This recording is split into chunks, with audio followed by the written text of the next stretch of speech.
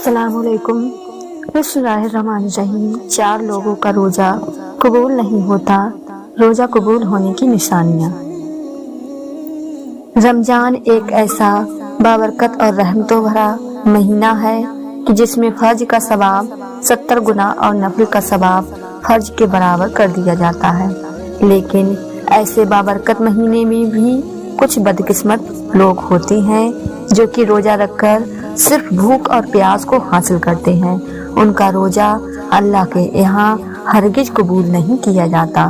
علامہ ابن قیم الجوزیہ نے داماد رسول حضرت علی شیر خدا سے منسوب روایت لکھی ہے کہ دنیا میں 4 ایسے روزہ دار ہوتے ہیں جن کا روزہ اللہ پاک قبول نہیں فرماتا۔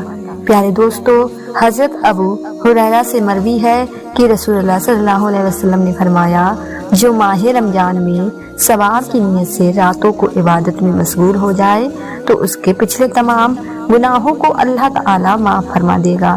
یہاں ثواب کی امید رکھنے کا مطلب یہ ہے کہ عبادت صرف اور صرف اللہ کی رضا کو حاصل کرنے کے لیے کی جائے۔ یہ عبادت شہرت حاصل کرنے کے لیے لوگوں کے سامنے دکھاوا نہیں ہونا چاہیے۔ قرآن پاک کو اللہ پاک نے رمضان میں نازل فرمایا، اس لیے مسلمان رمضان میں قرآن پاک کی زیادہ سے زیادہ تلاوت کرتے ہیں۔ رسول اللہ ساری رات اللہ کی عبادت میں گزار دیا کرتے، جس کی گواہی قرآن پاک یوں دیتا ہے۔ اللہ پاک قرآن پاک کی سورہ مزمل میں فرماتا ہے، اے چادر اوڑھنے والے نبی، رات میں تھوڑا قیام کریں، آدھی رات یا اس سے کچھ کم یا اس سے کچھ زیادہ قرآن کو ٹھہر ٹھہر کر پڑھیں۔ روزہ گناہوں کو بڑی تیزی کے ساتھ ختم کرتا ہے، یہ سب سے اہم بدنی عبادت میں شمار کیا جاتا ہے۔ روزہ رکھنے سے نہ صرف مسلمان کے گناہوں کو معاف فرمایا جاتا ہے بلکہ روزہ آئندہ گناہوں سے باز رہنے کے لیے ایک بہترین تربیت ہے۔ عبادتوں میں سے روزوں کو ایک اہم مقام اور رتبہ دیا گیا ہے، لیکن کچھ ایسے مسلمان بھی ہیں جن کے روزے اللہ پاک قبول نہیں فرمائے گا۔ حضرت علی شیر خدا سے کسی نے دریافت کیا، اے امیر المومنین، کیا کوئی ایسے مسلمان بھی ہیں جن کے روزے قبول نہیں کیے جائیں گے؟ حضرت سیدنا علی نے فرمایا، ہاں، 4 ایسے مسلمان ہیں جن کے روزے قبول نہیں ہوں گے۔ ایسے لوگوں کا روزہ رکھ کر سارا دن بھوک اور پیاس کو برداشت کرنے کا کوئی فائدہ نہیں۔ بروز قیامت ایسے 4 لوگوں کے روزے ان کے منہ پر مارے جائیں گے۔ پوچھا گیا، اے علی، وہ کون سے 4 لوگ ہیں؟ حضرت سیدنا علی نے فرمایا، نمبر 1، اپنے شوہر کی نافرمان بیوی کا روزہ کبھی قبول نہیں کیا جاتا جب تک کہ وہ سچے دل کے ساتھ توبہ نہ کرے۔ پیارے دوستو، حضرت علی شیر خدا کو اللہ پاک نے بے شمار علم سے نوازا، یہی وجہ ہے کہ رسول اللہ نے فرمایا، میں علم کا سحر ہوں اور علی اس کا دروازہ۔ چنانچہ حضرت علی نے فرمایا کہ جس عورت کا خاوند اس سے ناراض ہو تو اس عورت کا روزہ قبول نہ ہوگا۔ سارا دن بھوک اور پیاس کے علاوہ اس کو کچھ حاصل نہیں ہوگا۔ نافرمان بیوی کا روزہ اللہ کے یہاں اس وقت قبول نہیں ہوگا جب تک کہ وہ سچے دل کے ساتھ توبہ نہ کرے۔ قرآن پاک میں اللہ پاک یوں فرماتا ہے، اس کی نشانیوں میں سے ہیں تمہاری ہی جن سے تمہاری بیویاں پیدا کی گئیں تاکہ تم آرام پاؤ، اس نے تمہارے درمیان محبت اور ہمدردی پیدا کی، یقیناً غور اور فکر کرنے والوں کے لیے اس میں بہت زیادہ نشانیاں ہیں۔ قرآن پاک کی سورہ نساء آیت نمبر 233، جس کا ترجمہ کچھ یوں ہے، مرد عورت پر حاکم ہے اس وجہ سے کہ اللہ نے ایک دوسرے پر فضیلت دی ہے، اس وجہ جیسے مردوں نے مال خرچ کیے ہیں، نیک فرمانبردار عورتیں خاوند کی غیر موجودگی میں حفاظت الہی نگہداشت رکھنے والی ہیں، اور جن عورتوں کی نافرمانی اور بددماغی کا تم کو خوف ہو انہیں نصیحت کرو اور ان کو الگ بستر پر چھوڑ دو۔ اگر وہ باز نہ آئے تو پھر ان کو مار کی سزا دو، اگر وہ تابع دار رہیں تو ان پر راستہ تلاش نہ کرو۔ بے شک اللہ تعالیٰ بڑی بلند اور بلائی والا ہے۔ حضرت حسین ابن محسن رضی اللہ تعالی عنہ سے مروی ہے کہ ان کی پپی کسی ضرورت سے رسول اکرم کے پاس آئی۔ جب وہ واپس جانے لگی تو رسول اللہ نے ان سے پوچھا، تمہارے شوہر کے ساتھ سلوک کیسا ہے؟ انہوں نے جواب دیتے ہوئے کہا، میں اپنے شوہر کی ہر ضروریت پورا کرتی ہوں، اپنی طرف سے تو کوئی شکایت کا موقع نہیں دیتی۔ رسول اللہ صلی اللہ علیہ وسلم نے فرمایا، اپنے خاوند کا پورا خیال رکھا کرو، وہی تمہاری جنت اور جہنم ہے۔ اگر اس کے ساتھ اچھا سلوک کرو گی تو جنت میں جاؤ گی، اگر اس کے ساتھ بدسلوکی رکھو گی تو جہنم میں جاؤ گی۔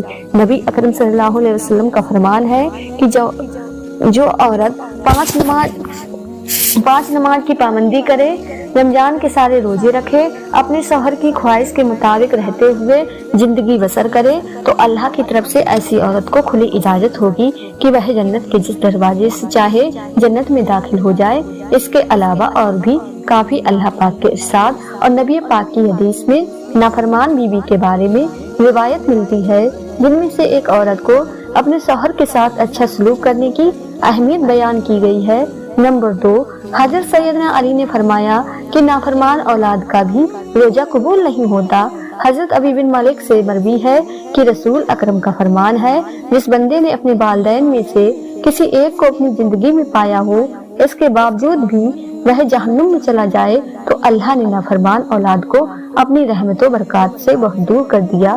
رسول اللہ صلی اللہ علیہ وسلم کا فرمان ہے کہ اولاد کے لیے جنت حاصل کرنے کا بہترین ذریعہ یہ ہے کہ وہ اپنے والدین کو خوش کر لے، بے شک اللہ پاک اس کے اجر کے بدلے اس فرما بردار اولاد کو جنت عطا کرے گا۔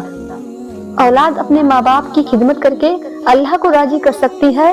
مومن کو اللہ تعالیٰ نے والدین کا ادب اور احترام کرنے کا پابند بنایا ہے۔ جب والدین بڑھاپے کو پہنچ جائیں تو ان کے ہر جسمانی اور اخلاقی ضروریت کا خیال رکھا جائے۔ دنیا میں اللہ تعالیٰ کی ذات کے بعد سب سے زیادہ احسان ماں باپ کا ہوتا ہے، اس لیے فرمایا گیا ہے، جو بندہ والدین کا نافرمان ہے تو اس کا روزہ قبول نہیں کیا جائے گا۔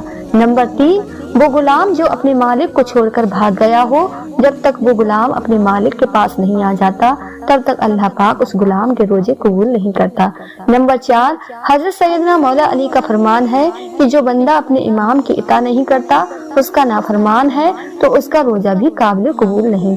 حضرت ابو ہریرہ سے مروی ہے کہ رسول اللہ کا فرمان ہے، جس نے میری اطاعت کی اس نے اللہ کی اطاعت کی، جس نے میری نافرمانی کی اس نے اللہ کی نافرمانی کی۔ قرآن پاک کی سورہ نساء آیت نمبر 59 میں اللہ پاک کا ارشاد ہے، رسول اکرم کی اطاعت کے بعد امام وقت کی اطاعت کے بارے میں یوں حکم دیا گیا ہے، اے امام والو حکم مانو، اللہ کا حکم مانو، رسول کا اور ان کا جو تم پر حکومت والے ہیں۔ قرآن مجید اور حدیث محمدی میں ہے کہ رسول اکرم کی اطاعت کے بعد تم پر امام امیر جو حکومت کر رہا ہو اس کی اطاعت کرنا بھی لازم ہے۔ حدیث مبارکہ کے آخری حصے میں یوں بیان کیا گیا ہے، جس نے اپنے امیر کی اطاعت کی اس نے رسول اکرم کی اطاعت کی، جس نے اپنے امیر کی نافرمانی کی اس نے میری نافرمانی کی۔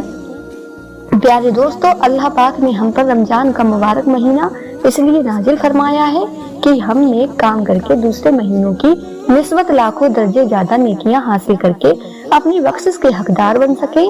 پیارے بھائیوں، ہم کو اپنے آپ پر غور کرنا چاہیے کہ ہم میں سے کتنے لوگوں میں یہ 4 باتیں پائی جاتی ہیں۔ اگر ہم میں کوئی ایک بھی بات موجود ہے تو ہمیں چاہیے کہ فوراً اللہ سے سچے دل سے توبہ کریں، تاکہ اللہ کے یہاں ہمارا بھی روزہ قابل قبول ہو۔ اللہ سے دعا ہے کہ وہ ہمیں ان 4 برائیوں سے بچنے کی توفیق عطا فرمائے۔ پیارے دوستو، ویڈیو پسند آئی ہو تو چینل کو سبسکرائب، لائک، شیئر ضرور کریں۔ تب تک کے لیے اپنا خیال رکھیں۔ اللہ حافظ۔